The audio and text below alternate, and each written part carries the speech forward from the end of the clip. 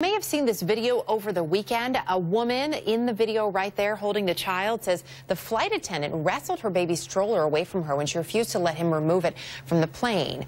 Witnesses say the mother was then nearly hit by the stroller. The baby in her arms nearly struck.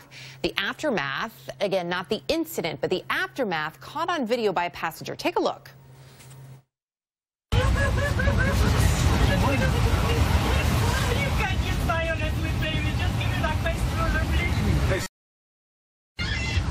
No, I'm not going to sit here and watch this stuff in my class. What's the guy's name that did that with the stroller? I want to know the guy's name that did that with the stroller. Hey, bud, you do that to me and I'll knock you flat. You stay out of this. Come on, Joey. You get the hell up. Get the hell up. Come on. You try that with a man, I'll knock you out. Well, I'm not going to be silly. Yeah.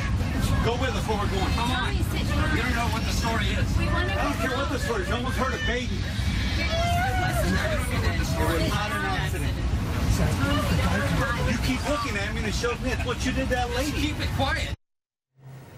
American Airlines apologized, noting in its statement it's, quote, disappointed by these actions.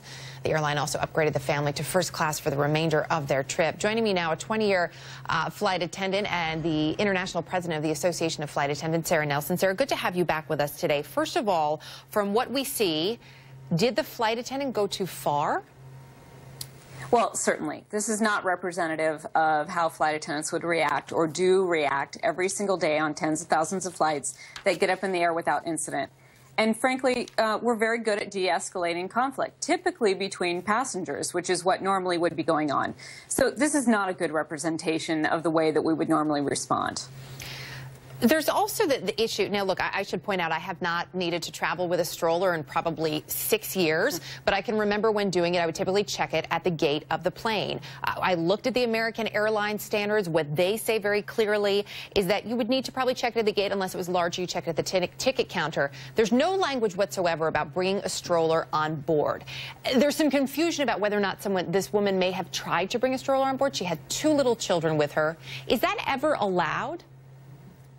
So there's been a lot of conflicting reports, and I don't want to speculate about what actually happened, but we can talk about generally what would happen in a situation like this. Normally that stroller would never be coming to the aircraft door because of what you said. They'd be catching it at check-in, or they'd be catching it at the gate, and they would be letting that family know that they can get their stroller immediately upon leaving the aircraft door so that they have it on the other side when they leave. But those strollers are not allowed on board because there is not space for them. There's not space to secure them in the cabin.